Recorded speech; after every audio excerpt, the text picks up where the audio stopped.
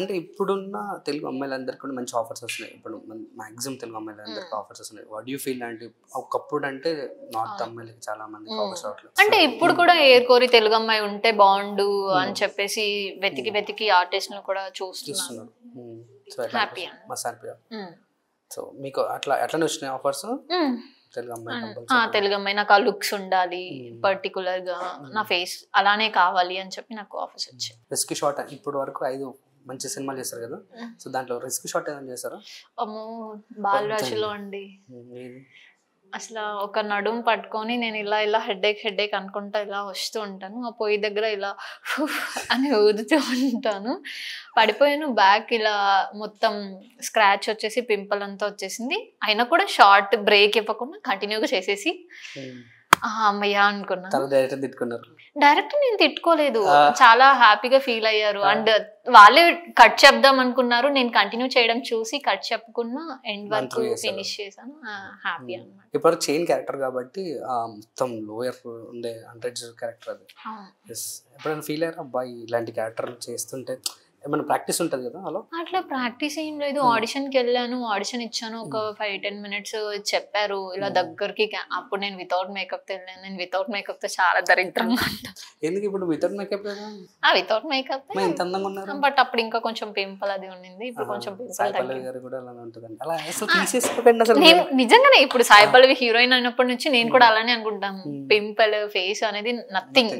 Matter content is very important.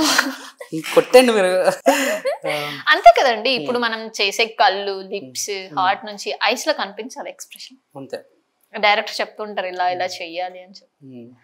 So అలా చేస్తాను. ఈ ఫేవరెట్ డైరెక్టర్ ఇప్పుడు వరకు చేసిన అన్ని 5 movies లో నేను ఒక సాంగ్ చేశానండి, ఆల్బమ్ సాంగ్ చేశాను. అందరూ ఫైన్ అన్నమాట.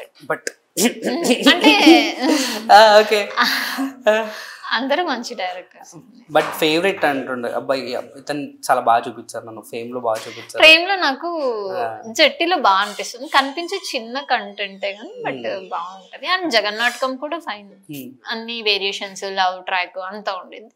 బాగా అనిపిస్తుంది, అది బాగా చేయాలనిపిస్తుంది. జట్టిలో నేను చూసినప్పుడు బాగా అనిపించింది అండి. పోస్టర్స్ కూడా నాకు చాలా బాగా నచ్చారు. జట్టిలో బాగా చేశారు.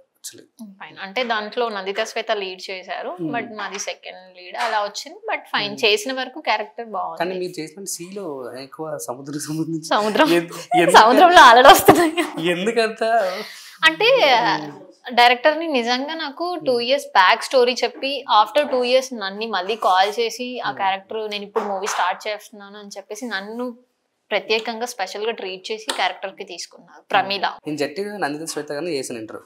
నందిత శ్వేత గారిని హీరోని అండ్ కృష్ణ గారు వీళ్ళందరినీ చేశాను అనమాట. కృష్ణ గారిది కూడా చిత్తూరే.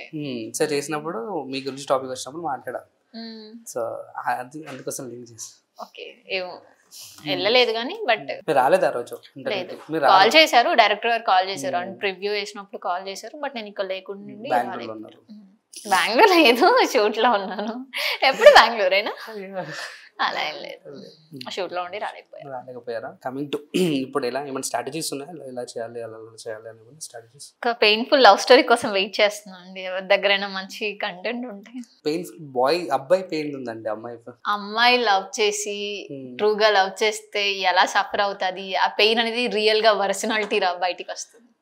అమ్మాయిలు లవ్ చేస్తారా అంటే నాకు తెలియదు. అదే అంత సిల్లీగా ఎందుకు తీసుకుంటారు? కామెడీ ఉంది, అమ్మాయి అంటేనే కామెడీ అయిపోతుంది. సో అమ్మాయిలు కరెక్ట్ గా ఉండండి, ట్రూగా లవ్ చేయండి. అప్పుడు అట్లీస్ట్ ఈ జనరేషన్ కాకుండా నెక్స్ట్ జనరేషన్ కైనా అమ్మాయి కూడా ట్రూగా లవ్ చేస్తుంది అన్న పాజిటివ్ థాట్ అయినా లేదు. ఇప్పుడు ఈ జనరేషన్ నాకే జనరేషన్ అర్థమైంది, మీరు ట్రూ లవ్ చేస్తున్నారు. ఓకే, నేను యాక్సెప్ట్ చేస్తాను. నేను కాదు, అందరు అమ్మాయిలు. నేను మీ గురించి మాట్లాడుతున్నాను. అందరూ చెయ్యాలి. అంటే గుడ్ ఉన్నారు, బ్యాడ్ ఉన్నారు. అమ్మాయిలు కూడా అలానే ఉన్నారు, ఒక అబ్బాయిని లవ్ చేసి ఇంకొకరు.